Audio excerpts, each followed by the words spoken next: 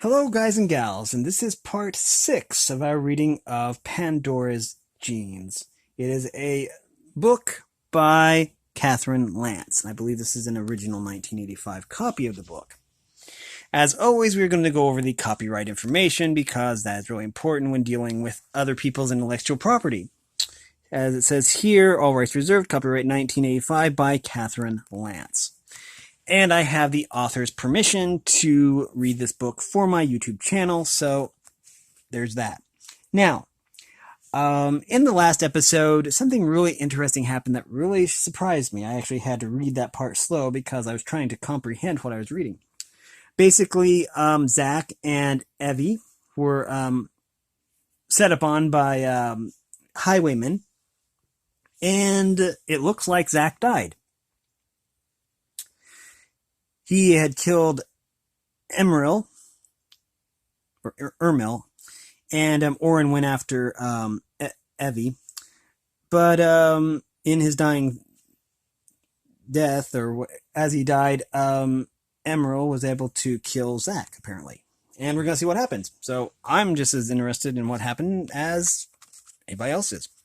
Okay. You are to chapter 1, and this is under a chapter called The Principle.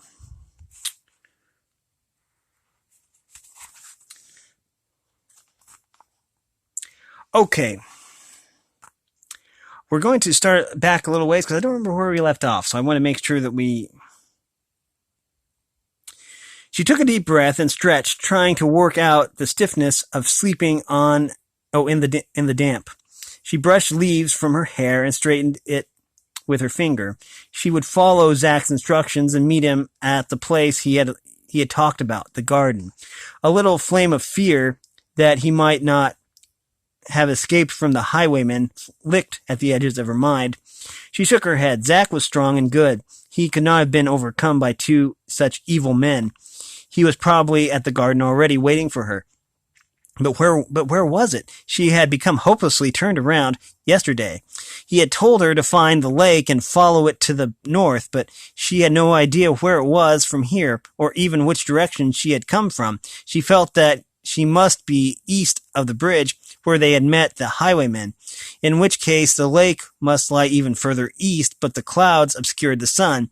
She looked through the dark canopy of leaves and finally decided that it was a little lighter in one direction. Very well, she would follow the light. She stood and shook out her cloak, preparing for the walk.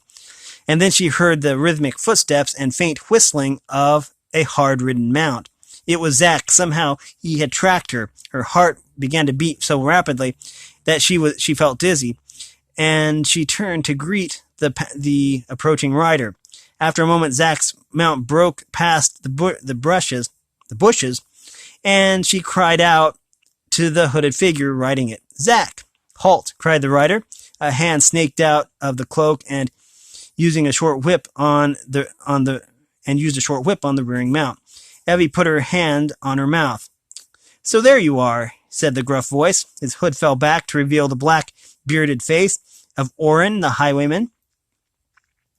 "Who would have thought a little girl could run so far in the dark? I would have caught you last night, but for this Dina cursed mount. She sat right down at dusk and wouldn't budge, no matter how I beat her." "Where's Zach?" Evie demanded, her voice quavering. "Your father? Gone to where he won't cause trouble for anyone else," said Oren.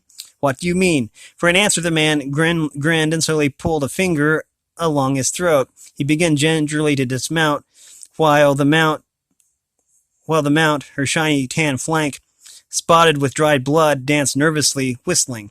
"Hold still, you Dina-cursed beast," cried the highwayman. Evie watched in fascination and terror. And only when the man stood on the ground did she think to begin edging to the brush. Oh no, you don't," he said. He dropped the reins and lunged at Evie, pulling her to the ground. "No," she cried and rolled away. As she did, the seal ring tumbled from her hand, and before she could retrieve it, Oren had picked it up and slipped it on his own finger. "Give that back," she cried, and grabbed for his hand. Oren deftly grasped her wrist and pulled her towards him. It fits me just fine, don't it? He said, admiring its gleam in the pale light. I'm just about your papa's size. Most likely all his things would fit me. The grip of Oren's hand on her wrist seemed to freeze her, the pressure spreading up her arm and through her body. What would Zach do if he were here? Somehow he would try to outwit the big man. Through the panic jumble of her mind, Evie said the only thing she could think of, her voice shaking slightly. You better let me go. I'm not what you think. The truth is, I belong to the principal. Oren gaped at her, his thick eyebrows meeting quizzically. Then suddenly he began to laugh, a loud, full roar from deep within him.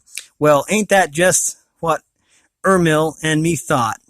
He said. The reward's going to be more metal than we can count. Then his face changed, his eyes became narrow and slipped out of focus. The principal's going to be real happy to get you back, he murmured with force. Though not roughly, he pushed her down onto the leaves at the base of the tree. Evie whimpered and tried to roll away, but she was twisted in her cloak. The highwayman looked down at her and licked his lips. From a last reservoir of strength, she spoke again. The principal will kill you if you hurt me. For a moment, Oren looked startled, a hint of fear in his murky eyes. But then he grinned again. His breathing was quick, and she could scarcely make out his words as he muttered, I ain't going to do nothing different than your father. Just relax and pretend I'm him. His hands had found the ties to her trousers, and she felt the belt loosening, then his hand on her belly, pulling and probing. Horror and nausea gave Evie more strength than she thought she could possess. No, she screamed, and she managed for a second to escape his probing hands. So, you want to play rough? He asked, almost good-naturedly. He leaned forward and pressed her into the ground. His body lay across her legs, and one arm pinned her hands behind her head, while the other continued to pull at her trousers. She felt them rip, and then the soft wetness of earth against her bare buttocks. No, she said. No, please, no. Now Oren was fumbling with his own belt, making soft noises to himself. With a last desperate effort, Evie pulled her right arm free and grabbed the first thing her hand came to, which turned out to be a sharp, thick piece of wood. Without thinking, she brought the stick forward into the face of the highwayman and saw it go into his left eye. For a moment, everything stopped. All noise, all movement. Then blood began to spurt as Oren let out an inhuman-sounding bellow of pain and surprise. He fell back onto his knees, both hands to his face. Evie only stared in horror. All will to move suddenly drained from her. Oren moaned. Look at what you've done, he cried. The mount changed. The bone changed to an incoherent cry of rage as he pulled out a knife. Once again, he lunged at her, foam flecking the corners of his mouth. Evie quickly moved away from him, but she became tangled in her torn trousers. I'll kill you, he was muttering. I'll kill you. Evie began to kick at the trousers, trying to get them free. To get free. Oren stabbed once into the ground, missing her by several inches. She realized that he couldn't see what he was doing and rolled clear. All at once she heard a high-pitched whistle and then the sound of hooves on stone. She looked up at the same moment as Oren to see the mount rearing, whistling in her own rage. No, cried the highwayman, but it was too late for him to get away, and the sharp hooves of the mount came down with all its weight on his chest. There was a noise like the sound of kindling breaking, and the man screamed. He turned his knife on the mount, and she whistled in anguish as he slashed at her, drawing a great fountain of blood. Again she reared, and again she came down, her legs buckling as she fell across the screaming man. Evie finally managed to break away from the tangled ruin of her trousers, and wearing only her short tunic, began to run as quickly as she could. Her only thought was to get away from the horrible sounds of dying man and beast, each uttering cries of final pain as they killed each other. She continued to run, tripping over exposed roots, slipping in the mud each time picking herself up and running further. At last she slowed, her legs trembling so that she could hardly stand, and realized that the only noises were the ordinary ones of the forest. She squatted where she stood and vomited, little coming up, but the roots she had chewed the previous evening for dinner. There were no more tears left in her, and after a moment, shakily, not knowing what else to do, she continued to walk directionless. Her mind as blank as a wall, there was nothing she wanted to think about. All that seemed important was to get as far away from that horrible scene as possible. She drank from puddles from time to time, though curiously she felt no hunger. At last she decided that she must be dying, and if the ancient religion was right, that meant she would soon be reunited with Zach. But perhaps he wouldn't want to see her, even in the beyond. She had broken her promise to him, and now had lost his flint and seal ring. She heard herself whimpering as she continued to walk, stumbling, her soft boots sodden and full of mud, her bare legs scratched and icy with cold. She had found a sort of path and began following it without an aim or thought. Gradually she became aware of a scuffling sound and a faint, high-pitched mewling. Her heart thumped heavily in her chest as she realized that she must have walked in circles back to the scene of death at the base of the tree. She stopped moving and put her hand to her mouth. She bit heavily on her knuckles, certain that she was about to die. Something moved in the underbrush, and she stood waiting for whatever it was, even the blinded ghost of Orin. All at once the leaves shook as if they had suddenly been drenched with water, and a small furry orange animal leaped out into the path in front of her. Evie took a step backwards, her legs quaking. She knew from the extraordinarily large pointed ears that the creature must be a fox cat, though she had never seen one before. The creature did not attack, but stood quizzically looking at her, its pale eyes wide and moist brown its pale eyes wide, its moist brown nose twitching as it sniffed her from a distance. Then it put its bushy tail straight up in the air and walked up to her. Evie braced for the attack, but the animal turned and nibbled against her leg. She almost laughed in relief. It was a baby. "Hello," she said, her voice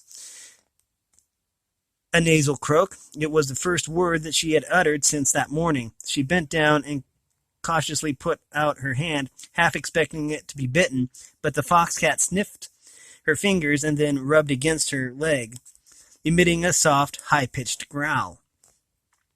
"Where's your mother, little foxcat?" she asked, her voice still sounding strange to her. The animal answered with another of its half-growls and walked directly away from her toward the underbrush, then stopped and looked back expectantly. Again it uttered its growling noise. Evie knew that she should get away before the mother came looking for its baby, but she couldn't take her eyes off the little animal, which stepped curiously forward, then stopped again when she still didn't move. It trotted back to her and stretched its paws up against her leg. She stepped back in alarm, but the foxcat moved between her legs and took the top of her muddled boots in its mouth and began to tug at it. It let go of the boot, growling again, and then pulled this time at the other foot. Evie was more perplexed than frightened now. It almost as if it wanted me to go with you. It's almost as if you want me to go with you, she said. The animal immediately bounded off in the original direction, again stopping at the edge of the underbrush and looking back expectantly. "Well, why not?" said Evie. She followed the foxcat to the edge of a dense, thorny bush and pushed herself past it. The foxcat stayed a few paces ahead of her, stopping every few steps to make certain she was following. The ground was becoming marshy, and more than once Evie's feet sank into the mud over her ankles. She followed the fox cat only because it seemed easier than deciding on her own what to do. At last the baby animal stopped and began mewling steadily and without ceasing. Evie could see ahead of her a shining silvery ribbon edged with green, the lake. In gratitude, she looked back at the baby fox cat and saw now that it was standing next to a stake trap in a partially concealed hole. Inside the trap, its once golden fur matted with dirt and blood, lay the lifeless body of an adult fox cat, its body pierced with sharpened stakes. The baby continued its pitiful cry, and Evie realized that the larger animal must be the little one's mother, that the small creature had been asking her to help it. Pity for the baby's loss welled up in her, and she sank to her knees beside the trap. "It's too late," she said, stroking its short, thick fur. "Poor baby." She looked at the trap in disgust, wondering what to do. She knew how such traps worked, having watched her first father set them for small game near her home. A conical pit was set with slim, strong, pointed sticks, often tipped with the poison of the fireberry. Shorter stakes were then set at an angle pointing downward at the top of the pit. Finally, a bait of food was tied with vines to a solid-looking cover of twigs and leaves. Any animal unlucky enough to take the bait would tumble through the false top, becoming trapped at the narrow bottom, impaled, the animal would exhaust itself, struggling, and die.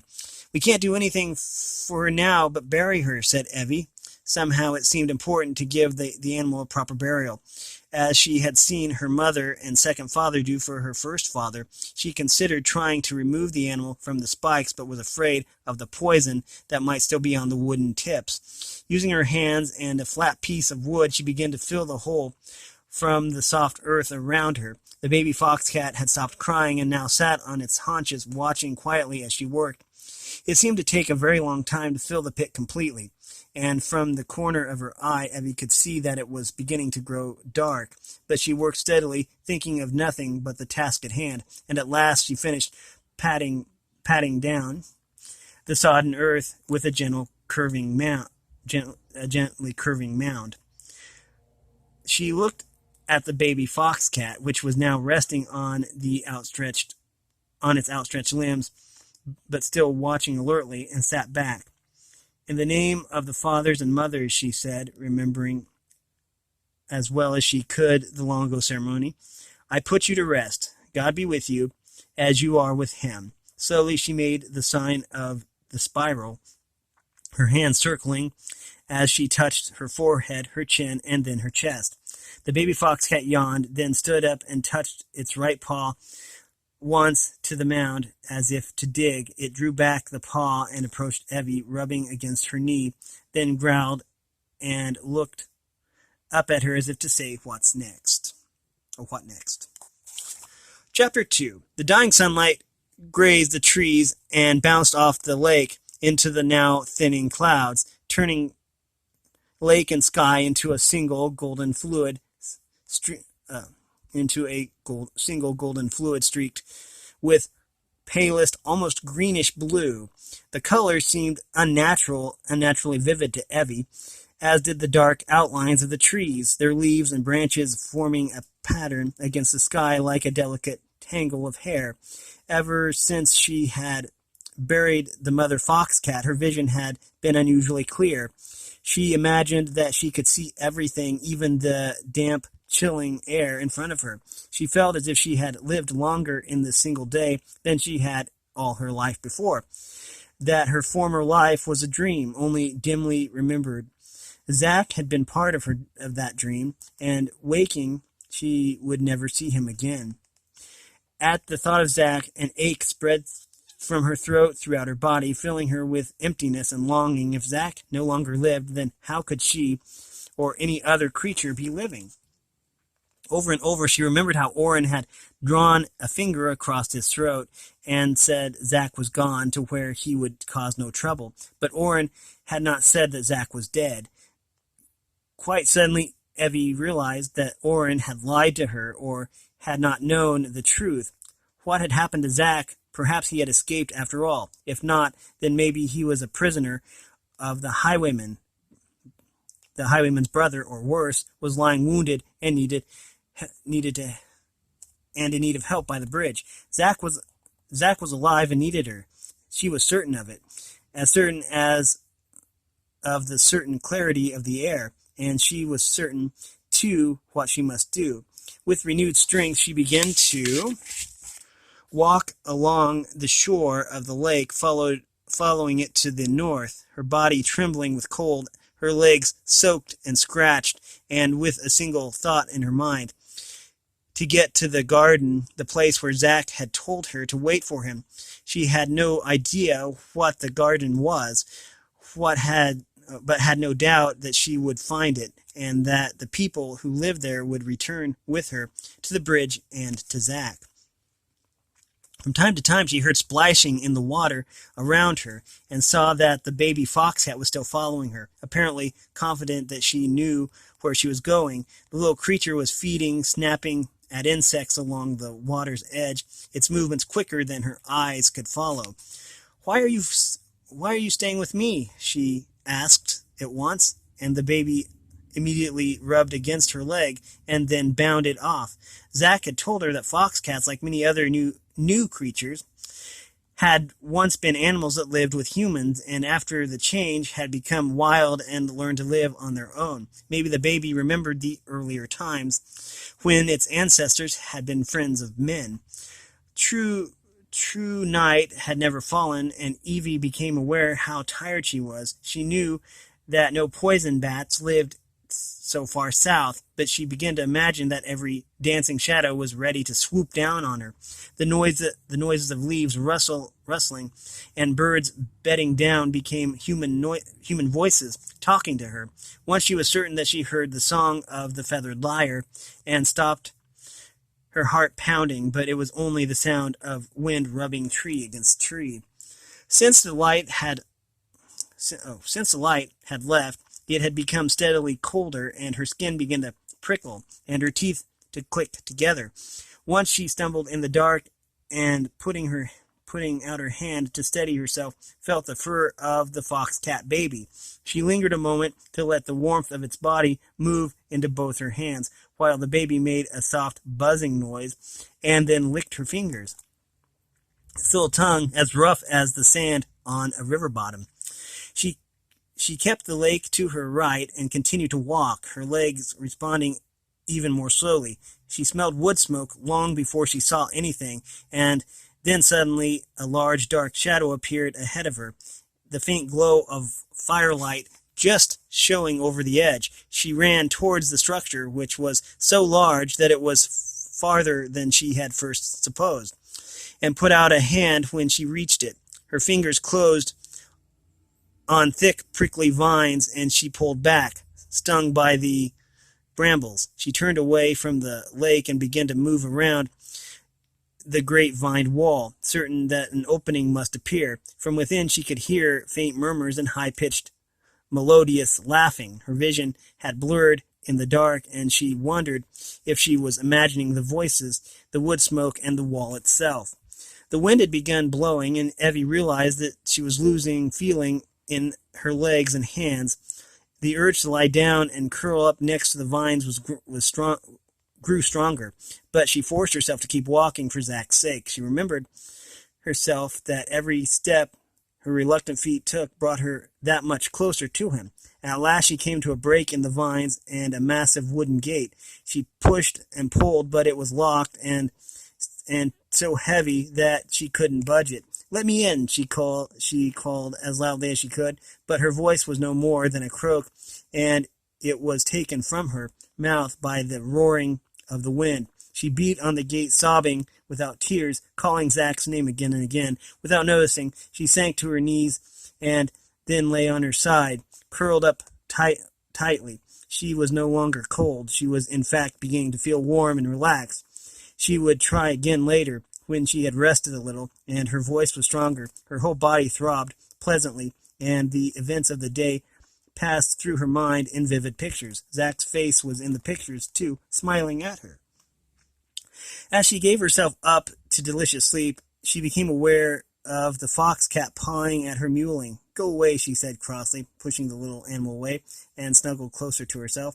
After a time, the fox cat gave up, and then Evie heard a startling, loud, high-pitched cry, and then a scabbering sound above her on the wall. The cry changed to a continuous howl, and then began to fade.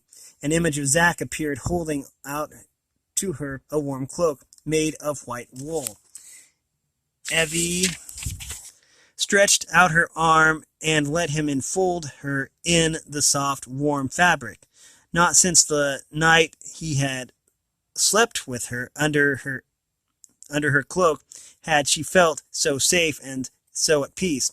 The dream of Zach was suddenly replaced by glaring torchlight, and Evie looked up to see two leather-helmeted warriors standing above her, their bodies grotesquely distorted by shadows. She looked around. Where was Zach? He had been here only a moment ago.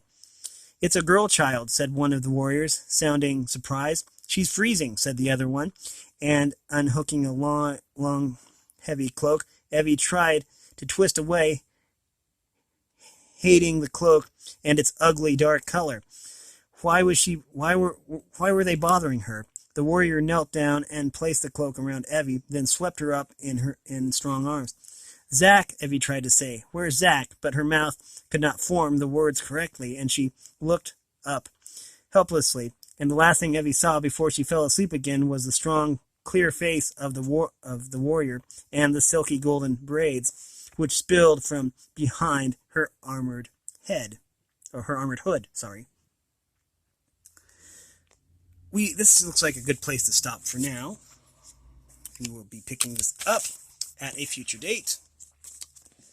We've been reading from Pandora's Genes by Kathryn Lance. If you like this content, then make sure you like and subscribe and ring the bell so you know when I upload. Also, if you want to support me in any way, all that information is in the description below. This book is probably still for sale. This has been re-released several times. And if you want to get yourself a copy, then most book outlets should have this, especially online book outlets. This is part of a trilogy. The second book is Pandora's Children, and the third book is Pandora's Promise. So you might want to check those out as well. Thanks for watching, everyone, and have a great day.